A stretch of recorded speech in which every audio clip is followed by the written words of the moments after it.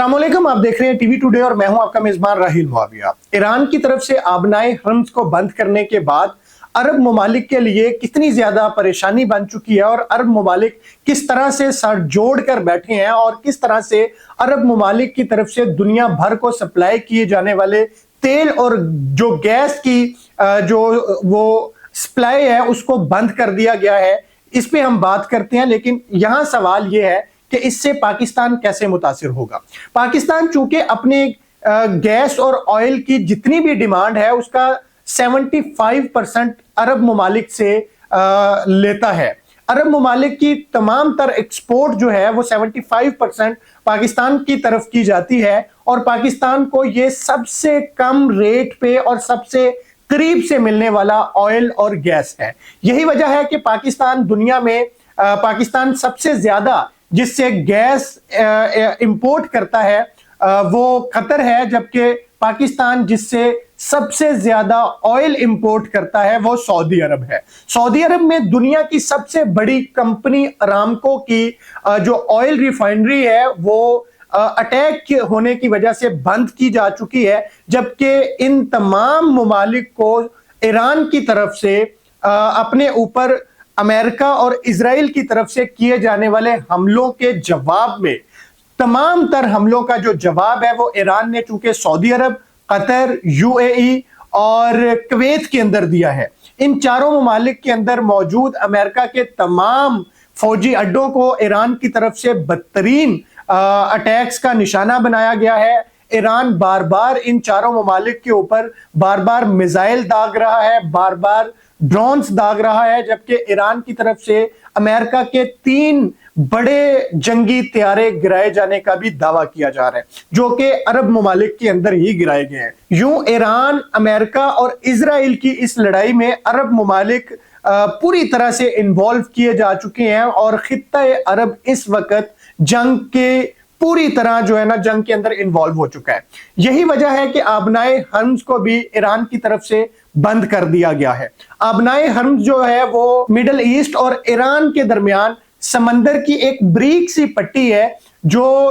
तुर्की तक तकरीबन जाती है और ईरान और खलीजी ममालिक मिडल ईस्ट के दरमियान ये सबसे छोटा और सबसे जो कम चौड़ाई रखने वाला समंदर है और समंदरी पट्टी है। इसी रास्ते के जरिए से तमाम अरब ममालिक जो हैं वो पूरी दुनिया को ऑयल और गैस सप्लाई करते हैं, जबकि ईरान की तरफ से इस रास्ते को बंद कर देने के बाद पूरी दुनिया को मिडल ईस्ट की जानिब से ऑयल और जो गैस की सप्लाई है वो बंद हो चुकी है। इसी में पाकिस्तान भी शामिल है, क्योंकि पाकिस्तान सबसे ज्यादा गैस जो है वो कतर से खरीदता है और सबसे ज्यादा ऑयल जो है वो अरब कंट्रीज से खरीदता है। 75% ऑयल हमारा अरब के चंद ममालिक से आता है, जिसमें सऊदी अरब सबसे सरे फहरिस्त है, जबकि 25% ऑयल की डिमांड पूरी करने के लिए पाकिस्तान अमेरिका जैसे दूर दराज के मुल्क का सहारा लेता है और अमेरिका से डायरेक्ट इंपोर्ट करता है। इस सारी सूरत हाल में यहां सवाल ये पैदा होता है कि ये जंग कितने दिन तक रहेगी, तो पाकिस्तान को खतरा नहीं है। पाकिस्तान में तेल की बंदिश नहीं होगी, तेल की जो है ना वो कमी नहीं होगी और तेल का बहरान नहीं सर उठाएगा। पाकिस्तान की तरफ से दावा किया जा रहा है कि चूंकि सर्दियां गुजर जाने के बाद अब गैस की डिमांड में बहुत हद तक कमी आ चुकी है, लेकिन इसके बावजूद पाकिस्तान में सर्दियों वाली डिमांड के मुताबिक अभी भी 12 से 15 रोज की गैस मौजूद है। गैस का स्टॉक इतना ज्यादा होने की वजह से पाकिस्तान की तरफ से यह दावा किया जा रहा है कि हमने जंग शुरू होने से पहले ही कतर को इस बात का जो है ना वो कह दिया था और कतर को यह पैगाम दे दिया था कि मजीद वो जहाज लोड करके गैस के पाकिस्तान को ना भेजे, क्योंकि सर्दियों की डिमांड खत्म होने की वजह से हमारी डिमांड कम हो चुकी है और हमारे पास तकरीबन 12 से 15 दिन की जो स्टॉक है वो मौजूद है। इसी तरह पाकिस्तान की तरफ से यह दावा भी किया जा रहा है कि पाकिस्तान के पास इस वक्त बगैर किसी मुल्क से ऑयल मंगवाए 28 दिन का ऑयल का स्टॉक मौजूद है। यानी कि पाकिस्तान जिस हिसाब से इस वक्त तेल इस्तेमाल कर रहा है, अगर उसी हिसाब से इस्तेमाल करता रहे और दुनिया के किसी मुल्क से एक कतरा भी तेल पाकिस्तान में ना आए, तो पाकिस्तान के पास 28 दिन का स्टॉक मौजूद है। लेकिन यहां सवाल यह पैदा होता है कि आबनाए हर्म्स के बंद करने के बाद क्या पाकिस्तान पे इसका कोई असर पड़ा है? इसका जवाब है बिल्कुल। ना सिर्फ पाकिस्तान बल्कि दुनिया भर को जहां से तेल सप्लाई किया जाता है, और सबसे ज्यादा तेल जिन गल्फ कंट्रीज से सप्लाई किया जाता है वो इसी रास्ते से सप्लाई किया जाता है। ईरान की तरफ से आबनाए हर्म्स को बंद करने के बाद ना सिर्फ पाकिस्तान की सप्लाई चेन मुतासर हुई है बल्कि दुनिया भर की सप्लाई चेन मुतासर हो चुकी है। दुनिया की सबसे बड़ी जो ऑयल कंपनी है उसका नाम अरामको है, जिसके पाकिस्तान के अंदर भी बहुत ज्यादा पेट्रोल पंप्स खुल चुके हैं, आप उसको जानते हैं। जबकि अरामको के एक ऑयल रिफाइनरी पे चंद दिन पहले होने वाले हमले की वजह से उसकी तमाम तर रिफाइनरी जो है वो इस वक्त बंद की जा चुकी है, और उस कंपनी को इस वक्त बिल्कुल एक तालाबंदी का सामना है। यानी कि अरामको की तरफ से किसी किस्म की कोई सप्लाई नहीं की जा रही और किसी किस्म का जो तेल है वो लोड नहीं किया जा रहा। अगर तो 28 दिन तक जंग रहती है और 28 दिन के अंदर अंदर जंग बंद हो जाती है तो पाकिस्तान को तेल के हवाले से किसी किस्म की कोई परेशानी नहीं है। जबकि दुनिया के दूसरे ममालिक में तेल की किल्लत जो है वो मुख्तलिफ शक्लों में कहत की सूरत इख्तियार करती जा रही है, और दुनिया के अंदर आलमी मार्केट के अंदर तकरीबन 1.5 और 1.8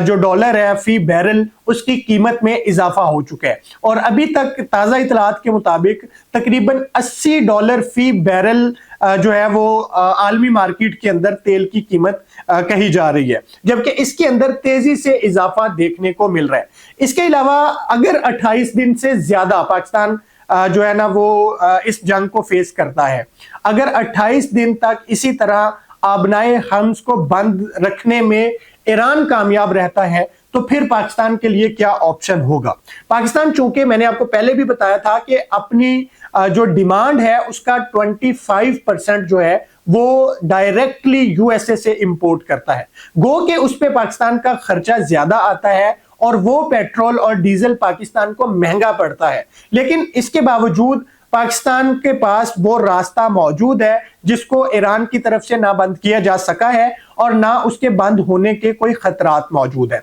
और जबकि सऊदी अरब में अगर यही हालात रहे और डायरेक्टली सऊदी अरब इससे ज्यादा जंग में इन्वॉल्व ना हुआ तो फिर सऊदी अरब से भी पाकिस्तान बरास्ता यमन तेल मंगवा सकता है। लेकिन यमन वाला रास्ता इंतहाई खतरनाक रास्ता है, क्योंकि सऊदी अरब और यमन के दरमियान अच्छे ताल्लुकात नहीं है, और यमन के अंदर मौजूद हौसी बागी जो है वो सऊदी अरब के बागी हैं, और सऊदी अरब की तरफ से वो सऊदीया के साथ लड़ाई करते रहते हैं। सो सऊदीया की तरफ से वहां से निकलने वाले जितने भी जहाज हैं वो जब यमन के करीब से गुजरेंगे तो वहां पर बहुत ज्यादा सिक्योरिटी थ्रेट्स हैं कि उन हौसियों की तरफ से सऊदीया के आने वाले जो ऑयल के जहाज हैं उन पर अटैक किया जा सकता है, उनको लूटा जा सकता है। इस वजह से सऊदीया की तमाम तर जो सप्लाई है वो यमन वाले बॉर्डर से और यमन वाले समंदर की बजाय वो आबनाए हर्म्स के जरिए की जाती है।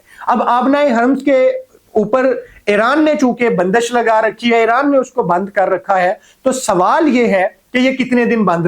रखा जाएगा। जितने दिन ईरान इसको बंद रखने में कामयाब रहता है ईरान के लिए ये जंगी हिकमत अमली में बहुत मुआवन साबित होगा, क्योंकि दुनिया की तमाम जो सप्लाई चेन है वो खासी हद तक मुतासिर है और दुनिया इससे चीख उठेगी और दुनिया में तेल की कीमतों में लामुहाल और बेतहाशा इजाफा होगा। लेकिन अगर डोनाल्ड ट्रंप के बयान के मुताबिक डोनाल्ड ट्रंप ये कह रहा है, बार बार कह रहा है कि हमने ईरान की नेवी की जो कैपेसिटी है, नेवी की जो पावर है उसको बिल्कुल खत्म कर दिया है, जबकि यहां तक डोनाल्ड ट्रंप का यह बयान झूठा लगता है। उसकी वजह यह है कि अगर नेवी की तमाम ताकत को, तमाम कुव्वत को अमेरिका ने खत्म कर दिया है तो फिर ईरान आबनाए हर्म्स को एक दिन भी बंद नहीं रख सकता। ईरान की तरफ से आबनाए हर्म्स को अब तक बंद रखना इस बात की दलील है कि ईरान की नेवी अब तक खत्म नहीं की जा चुकी और ईरान की नेवी जो है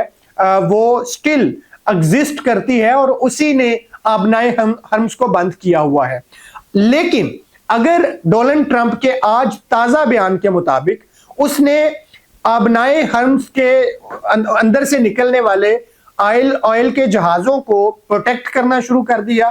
اور اس کو روکنے والوں پر ڈائریکٹ اٹیک کرنے شروع کر دیے، تو پھر عین ممکن ہے کہ یہ راستہ کھل جائے۔ ڈونلڈ ٹرمپ نے آج تازہ بیان دیا ہے کہ ایران اس راستے کو زیادہ دیر تک بند نہیں رکھ سکتا، ہم ڈائریکٹلی انوالو ہوں گے، ہم وہاں پہ اٹیکس کریں گے اور ہم وہاں سے نکلنے والے آئل ٹینکرز کو وہاں سے نکلنے میں مدد کریں گے۔ لیکن اگر امریکہ یہاں پہ ڈائریکٹلی حملے کرتا ہے اور آبنائے حرمز کو کھلوا لیتا ہے تو پھر عرب ممالک کی جو اس وقت بہت حد تک پریشانی ہے، اور عرب ممالک جس پہ سر جوڑ کر بیٹھے ہوئے ہیں، اور یہ جو ہے نا باتیں بھی چل رہی ہیں کہ عرب ممالک میں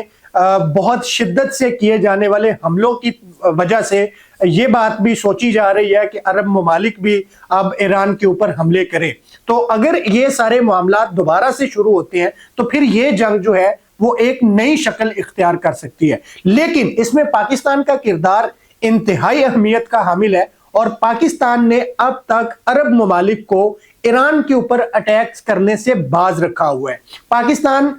بہت حد تک کوشش کر رہا ہے کہ عرب ممالک اور ایران کے درمیان جو یہ تنازع ہے اس کو ختم کیا جا سکے، اور ایران اور عرب ممالک کی جنگ کسی صورت نہ چھڑے، کیونکہ پاکستان کا واضح موقف ہے کہ ایران کے اوپر ہونے والا حملہ ایران کی خود مختاری پر حملہ ہے، ایران کے اوپر ہونے والا حملہ انٹرنیشنل لاء کی